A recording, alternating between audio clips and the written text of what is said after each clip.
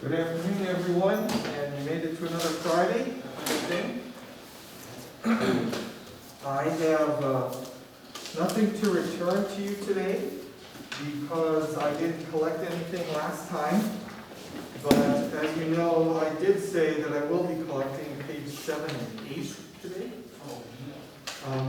You also had a teeny bit to do on page 9, but I'm not collecting that page because you still have some left to do on page 9 and 10, so I don't want to take that page away from you. So let's open up, if you haven't already, to page 7 and 8 of the workbook. And as I usually do before I collect this, let me ask if there are any questions about any of the problems on all of 7. And then we remember section C on page 8, you only had to do 1 through 25. Yes? 3 on the very first part. Number 3 on the very, very first part? Yes. So where is this asking you for the numerical mean? Mm-hmm. Okay. All right, so looks like number 3, we're in the bass clef. And we have these two notes here. We have E and F. And we're being asked for the numeric size or quantity of the interval. And remember, there are 2 ways you can do that. You can either count the number of pitch letter names spanned, or you can count the number of staff lines and spaces that are spanned by the interval. So if I count staff lines and spaces, I include the lines and spaces on which the notes lie. So the first space would be the one where the E is, that's 1. And then the next line would be the one where the F is, that's 2. So it's got to be a second. It's got to be a second. Another way to do that is to count pitch letter names, including the pitches themselves, so E to F. That gives us 2, which means the interval has to be some sort of second. Okay? So that would be the answer for that one, number 3 in the very first section, exercise 1-4A. I would just put a 2 in the blank for a second. Okay, good. Other questions? Anything, questions about perfect intervals or major minor intervals or spelling the intervals above the given note in section C?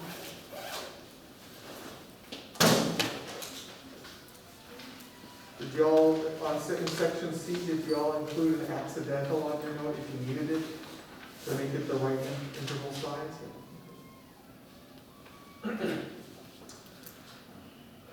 Very well. Then make sure your name is somewhere at the top, and I'll come around and gather these up. And we'll talk more about some interval stuff as we go through the class today. Let's see, I'll start over here.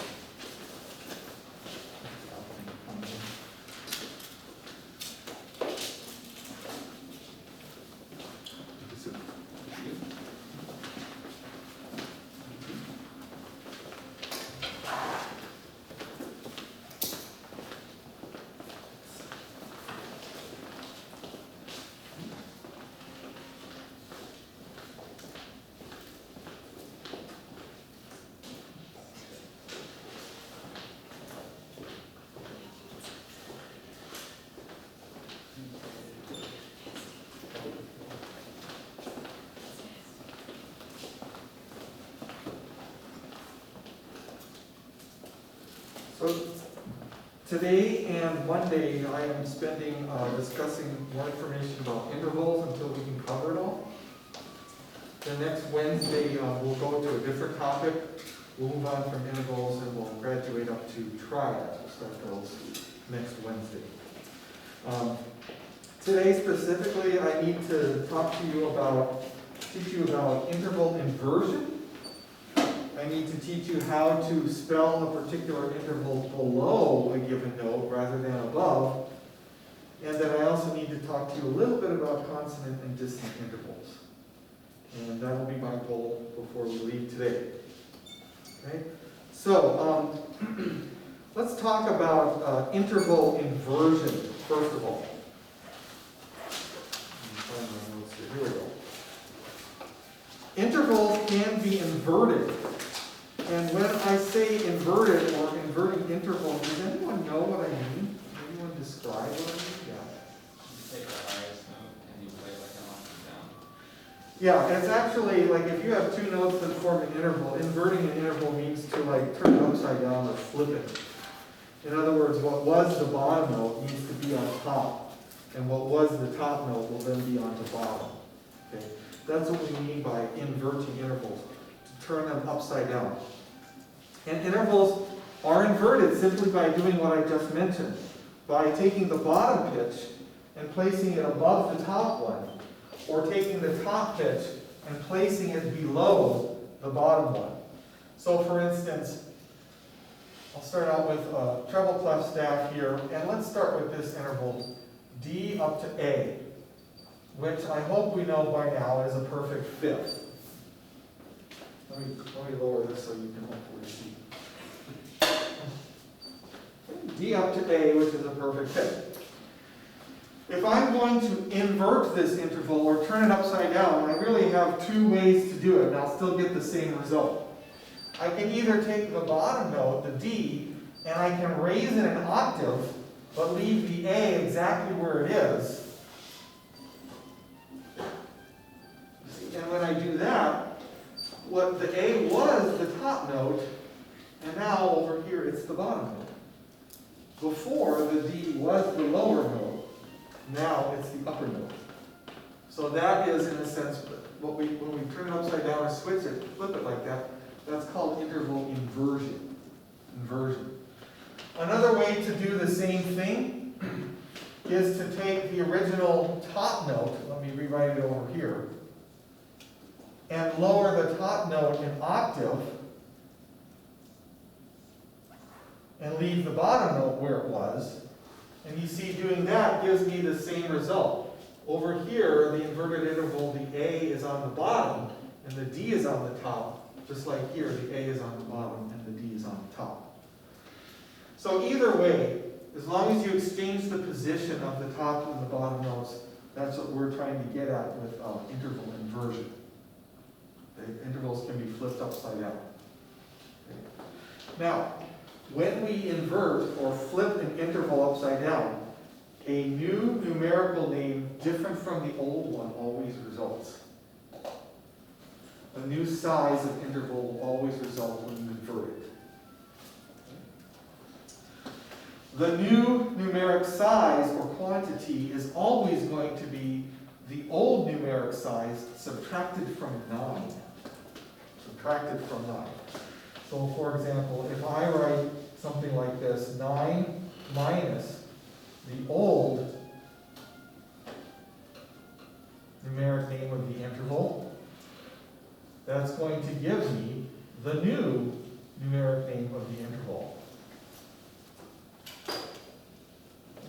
So in this case, 9 is kind of like a magic number. Okay? And I have this on the screen, it's on both TVs. At the very top of the screen, I don't know how well you can see it, but the formula is basically being applied to all the different interval sizes. So for instance, if you invert a second, 9 minus 2 is 7.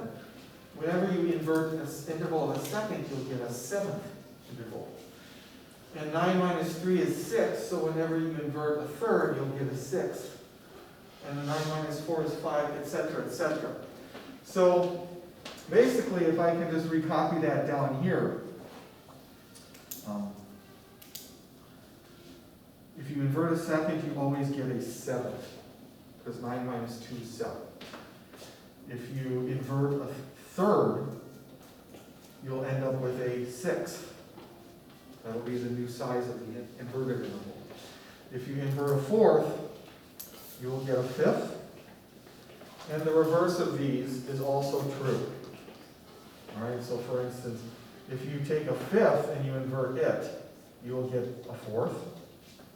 And if you invert a 6th, you will get a 3rd. And finally, if you invert a 7th, you will get a second. So I guess what we can say is that seconds always invert to sevenths, and vice versa.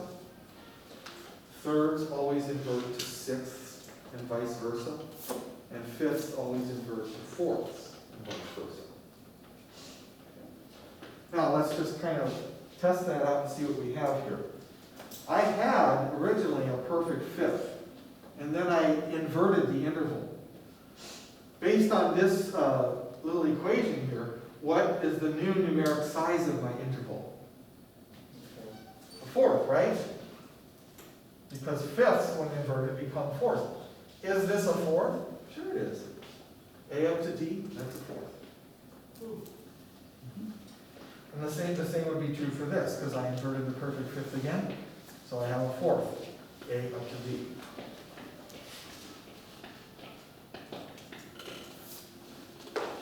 Any questions about how to invert an interval, or what the numeric size of the interval becomes when it's inverted? Any questions about that yet? All right. Now, when you invert an interval, not only does the size change, but the modifier changes as well. Okay? It changes the modifier or the quality of the interval when you invert an interval, with the exception of perfect intervals, I should say. And for this illustration, can I also show you now the bottom of the screen? Do you see, if you take the old modifier, if your first interval is minor, and you invert it, it will become major. And if you have a major interval and you invert it, it will become minor. Perfect intervals, when inverted, remain or stay perfect. The modifier does not change with perfect intervals. Augmented intervals, when inverted, will become diminished, and diminished intervals, when inverted, will become augmented. And again, this is all on page, I think that's page 20 of your textbook. So you can always refer to it there. In short, we could say minor intervals invert to major intervals, augment and vice versa. Augmented intervals invert to diminished intervals and vice versa. And perfect intervals remain perfect when they are inverted. Okay? All right, so let's apply that knowledge now to this. I had a perfect fifth. When I invert it, it becomes a fourth. What is the modifier? Still perfect, right? Perfect fifth inverts to a perfect fourth.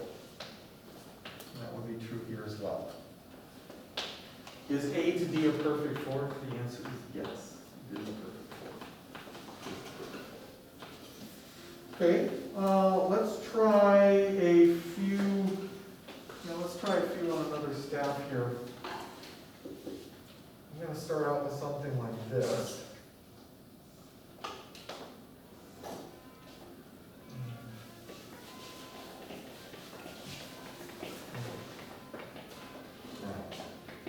C to E. First of all, identify or name that interval. Major third, right? We've been talking about how to do that. Now, could someone tell me, describe to me, or tell me the steps, how do I invert that interval? What do I need to write to make that interval inverted? Does anyone want to take a shot? Okay. What's one way, what's a way I could invert this interval? E3 on there. Say that one more Put time. an E3 on there and the C4. Okay, so the E3, It says, I'll just keep the same. no, I'll take the bottom note and I'll move it up an octave from C3 to C4. no. Good. That will do it. That will invert the interval. Now the C, instead of being below the E, is above. All right, now, without even having to count, what should my new interval name be? A minus 6. That's right. Because majors invert to minors, and thirds invert to 6. And sure enough, E up to C is a minor 6. You do it right, it always comes out. It always works.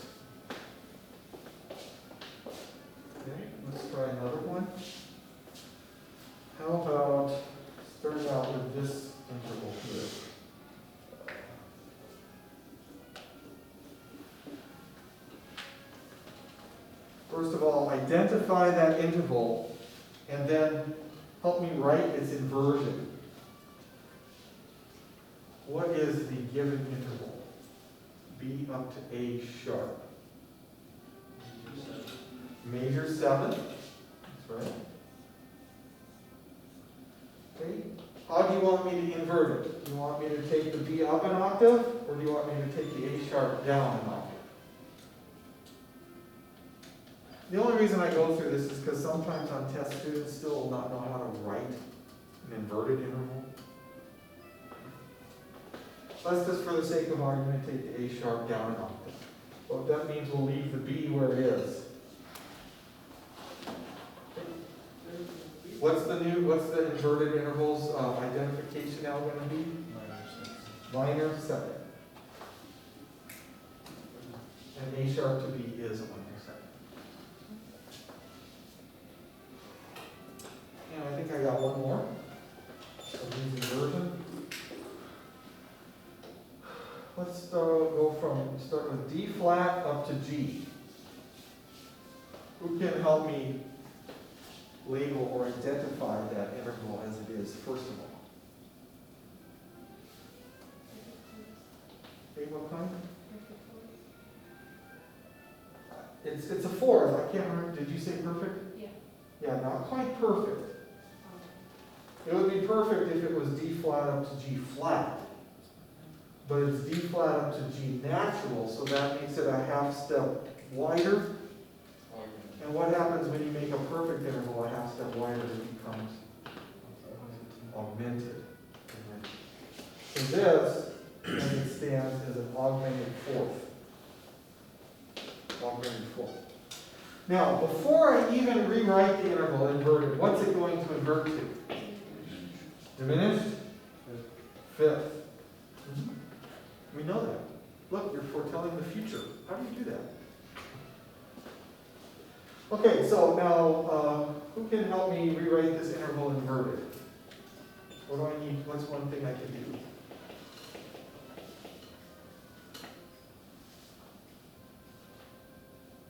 Anybody? Okay, what shall I do with the G? Lower it, how far? That's right. When we invert, we move one of the notes an octave. So take the G down, leave the D flat where it is, and sure enough, G up to D flat is a diminished fifth, as it should be. So that's a little bit about interval inversion. We know the size changes when an interval inverts, and we know the quality or the modifier changes when it's inverted. Questions so far?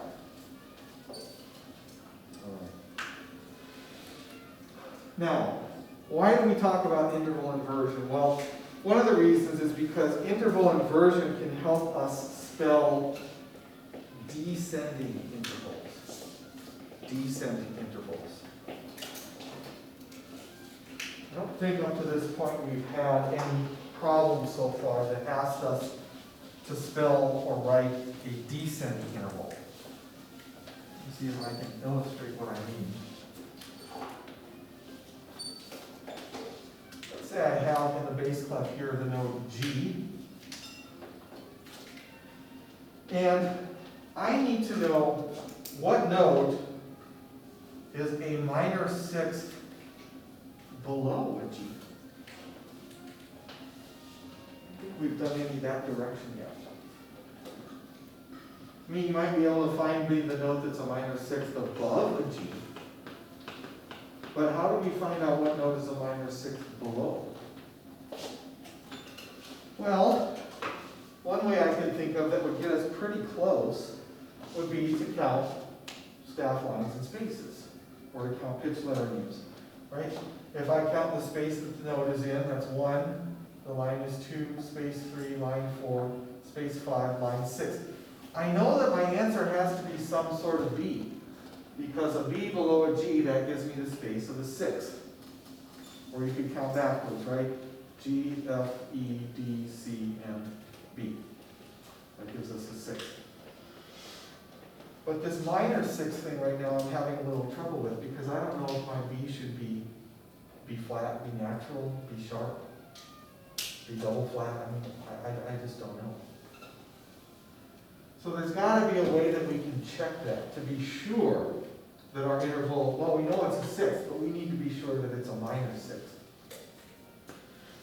Well, one way to get the exact answer, and I don't necessarily recommend this, but one way could be to ask yourself, G is the sixth scale degree of what natural minor key? Whew.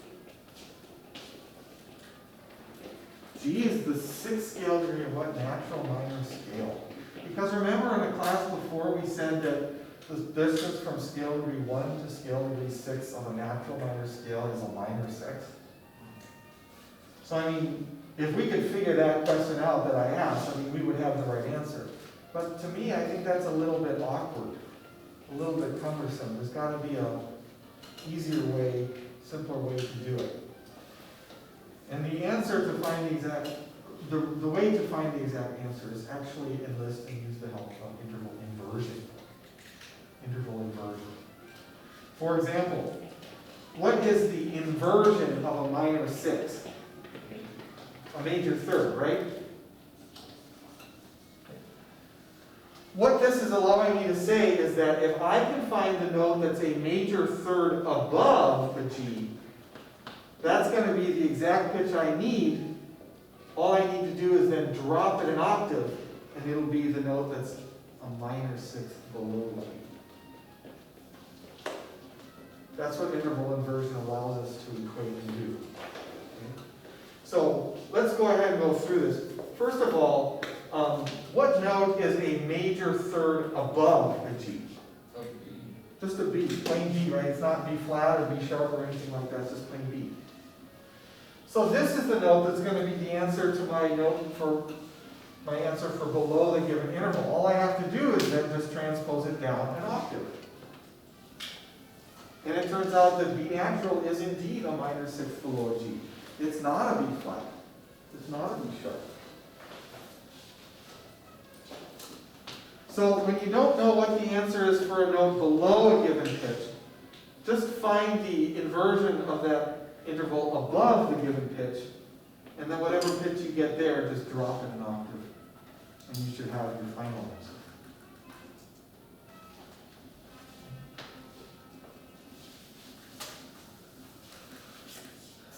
All right, so let's use that method and try several. I'm going to go back to the treble clef here. Let's start with a C. Good old C. And I need to know what note is a perfect fourth below. Below the C, not above.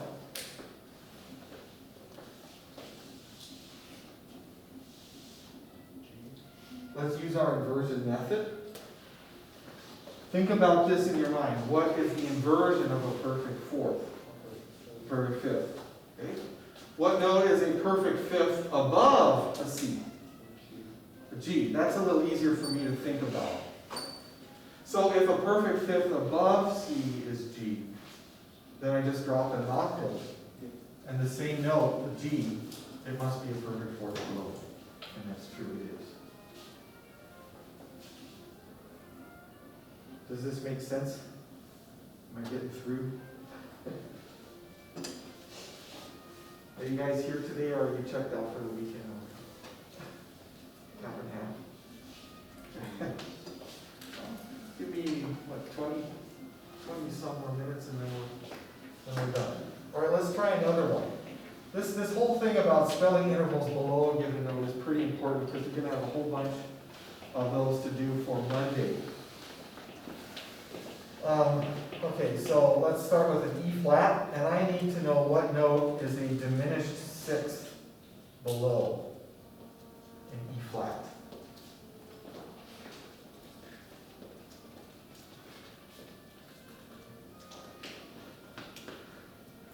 See, that's kind of hard for me to think, especially these larger interval sizes like 6 and 7s. That's hard for me to think, so I'm just going to go the other direction and find its inversion. What note, for instance, is an augmented third above an E flat. Is that a little easier for you to compute? Who knows what that is? E flat. Well, I know, for instance, E flat to G natural is a major third. Oh, it is. And then how do I make a major third turn it into an augmented third? Yeah, increase it by a half step. So that means I can raise the G to G sharp. Now I have an augmented third. And an augmented third is what I need because that's the precise inversion of the diminished sixth. So I take my G sharp that I found and I just drop it an octave so that it's below my initial given note. And voila, G sharp turns out to be a diminished sixth below G flat. Okay.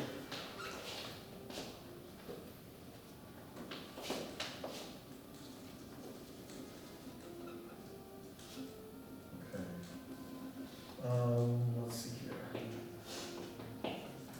I'm starting with a D flat, and I need to find the pitch that's a minor third below.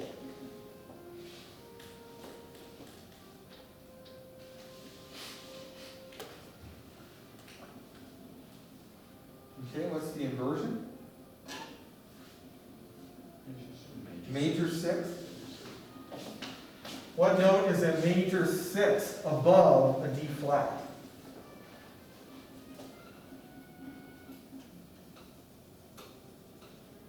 Should be B flat. Yeah. Take the B flat, drop it an octave. And B flat is then therefore a minor third below a D flat.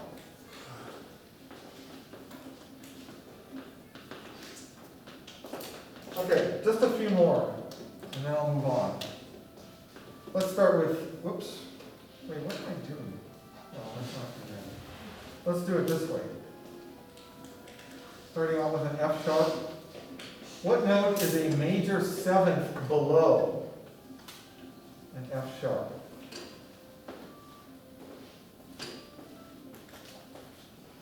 This one I'm wondering if you can just think about and do in your head. Oh, Can you think of what note is a minor second above? Just a G, right? Just a half step away. So if G is a minor second above, then G, just plain G, must be a major seventh below. Okay. And then this last one can sometimes confuse students. What note is an augmented fifth below a B?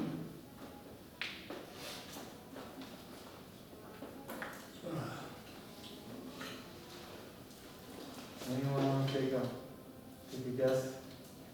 You're thinking about it in your mind.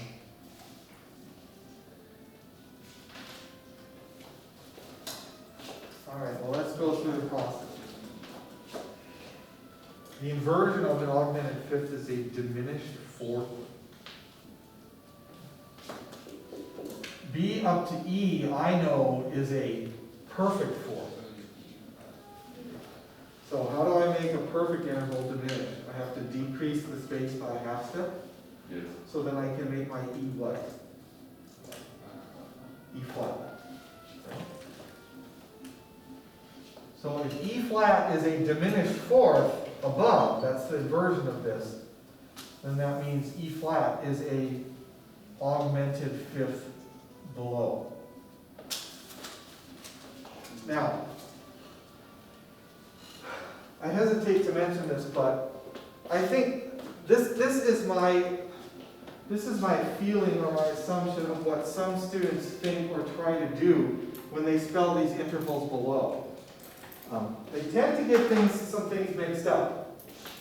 They tend to try something like this. They say, okay, a fifth below B is 1, 2, 3, 4. They know it's some sort of E. And that part is true. That part's correct. But then what they do is they see the augmented fifth, and they see, oh, that means I have to raise that note. And so then they say their final answer is this, and that's nowhere near the right answer. What have I done wrong here? What's that? Yeah, that's right. see, again, it's all about space, right? Because if E to B is a perfect fifth, and I need to make it an augmented fifth, but I can't move the top note, then I have to lower the bottom one to make some more space. If I raise the bottom one, that just makes it smaller. And I don't want to make it smaller. To go from perfect to augmented means to lower it. So because I'm moving the bottom one, the top one is fixed, I actually need to lower the bottom note a half step. And that gives me a half step more space. And now what was a perfect interval is indeed augmented. So I think that some of the time what I have students do in the past. I've seen it on quizzes, I've seen it on homework, I've seen it on tests. Careful not to make that mistake.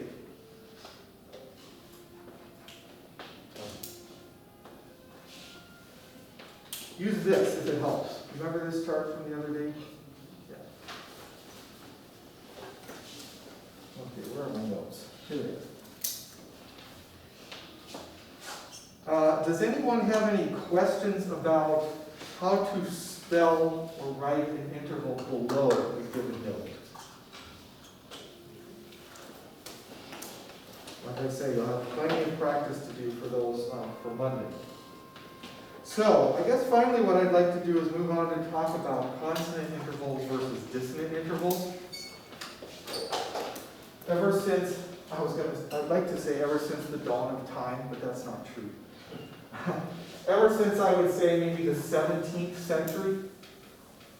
What years am I talking about when I mentioned the 17th? The 1600s. The 1600s, that's right. From about the 1600s up to the 20th century, the turn of the 20th century, so up to about 1900, the Western music style that was being employed and used and composed over in Europe was known as tonal music. And in those roughly 300 years, musicians had decided that certain intervals sound consonant or relatively pleasing to the ear. And musicians had decided for themselves that other intervals sounded dissonant or relatively harsh or displeasing to the ear. Now, a lot of this, some of this, I should say, is based on acoustic properties and mathematical ratios, which is way beyond the scope of this class. We don't need to talk about that. But for our purposes here, what we can say is that the consonant intervals, the ones that were decided or considered to be relatively smooth and pleasant to the ear, were the perfect unison, the perfect fifth, the perfect octave, and then major and minor thirds and major and minor sixths.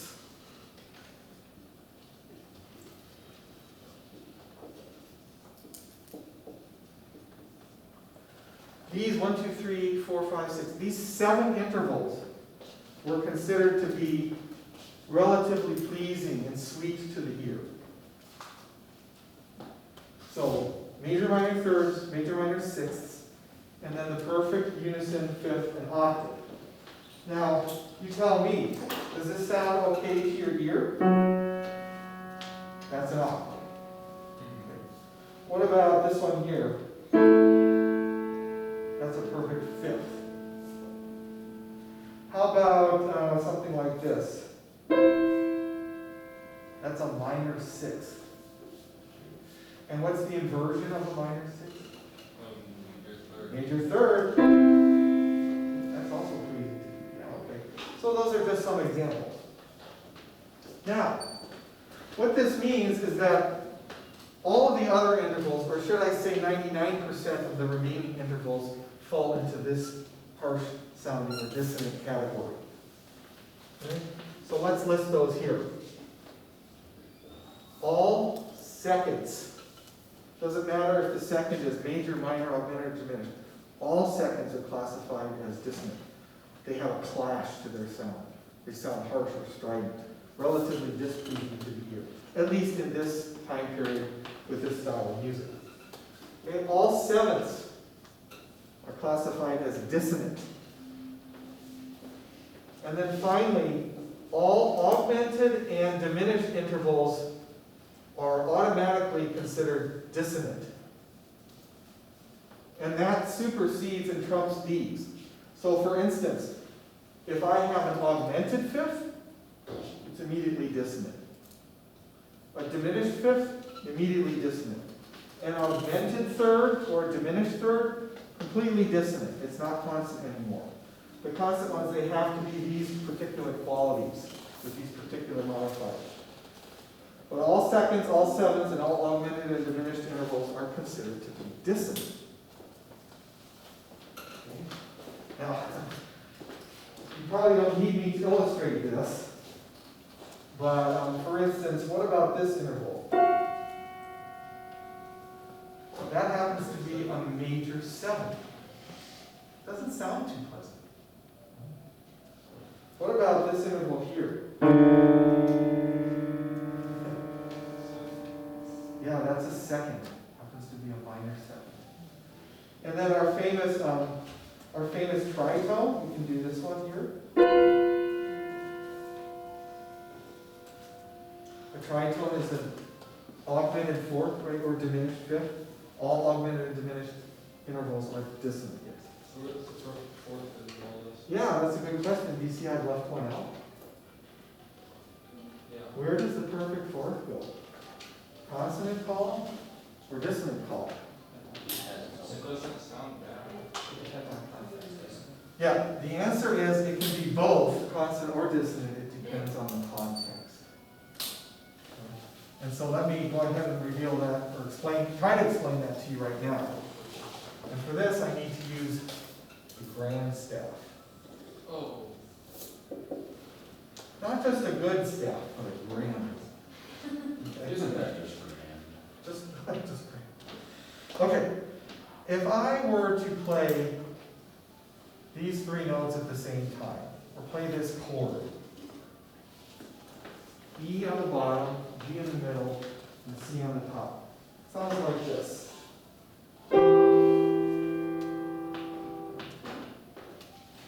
I will tell you that among the combinations of notes here, there actually is an interval of a perfect fourth.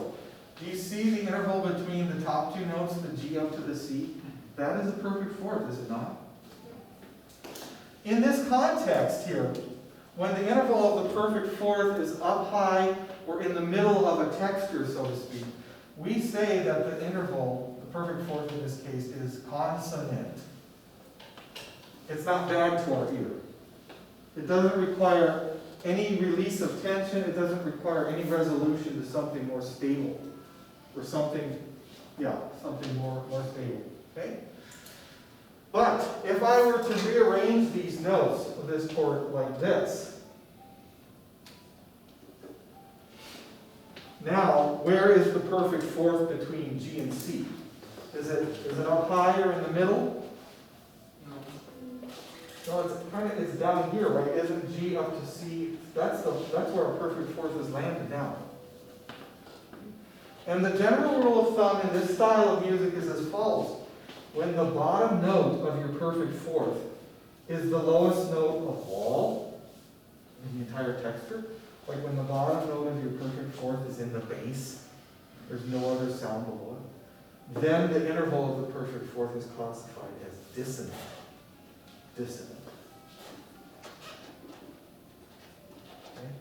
So again, this one over here, the perfect fourth is classified as being okay, because there's another pitch below the bottom note of the fourth. There's something else below to help cover up or hide its potential dissonance. But here, the bottom note and the perfect fourth interval stick out on the bottom, because the bottom note of the fourth is the lowest note of all in this chord. There's no notes below it. And so when that happens, we say that the interval of the perfect fourth is dissonant. Is dissonant. Now I don't know if this will work as a good illustration for your ear, but when I play the first chord, this fourth up here doesn't require any, it doesn't require any easing, any release of tension or anything like that. But when I play the second chord,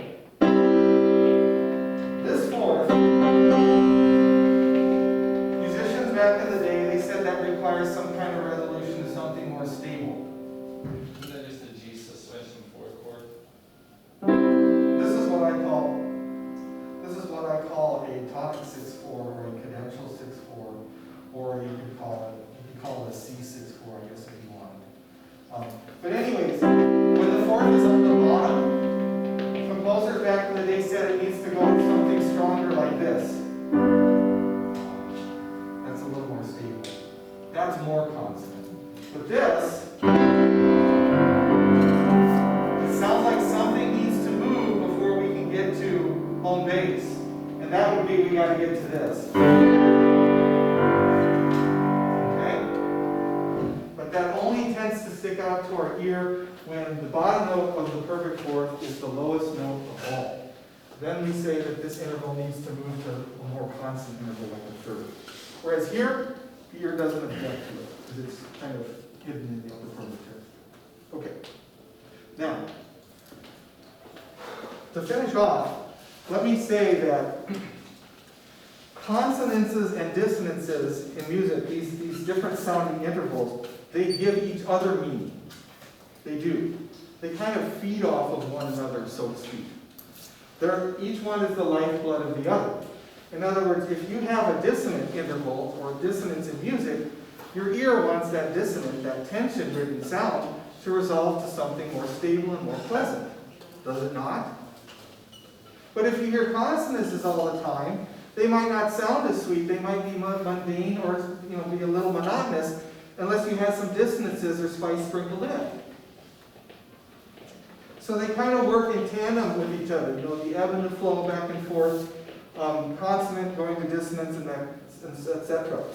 And the tension that the dissonant intervals have that makes them want to resolve, that tension, it tends to give music its forward drive or its motion.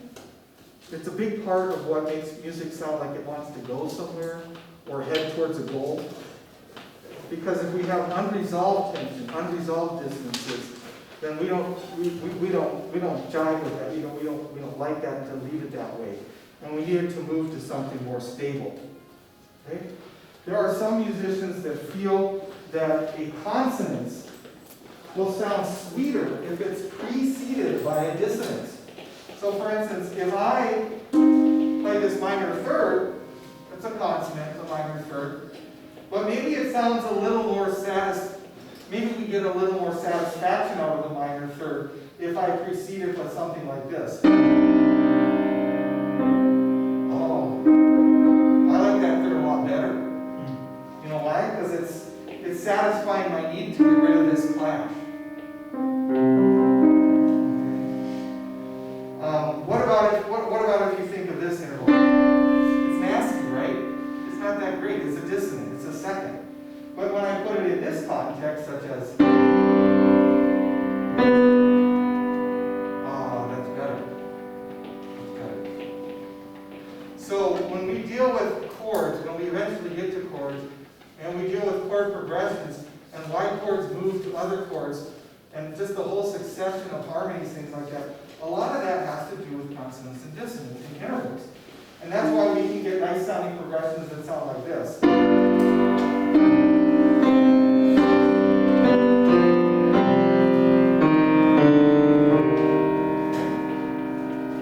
There were a lot of dissonant intervals in here, like this one. But when you hear it in this context,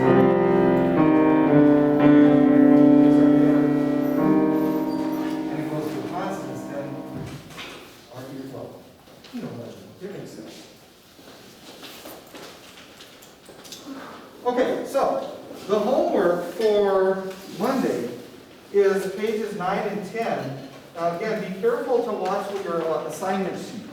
I want you to do exercise 1.5b, no, hang on a second, 1.6b, I need you to do all of that. But for exercise 1.6c, I only need you to do 11 through 20 and 31 through 40. You see that on your assignment sheet there? You don't have to do all of section 1.6c. You can if you want to practice, but you don't have to. All right? Okay, I think that's all we have for today. So have a good weekend, and we'll see you Monday.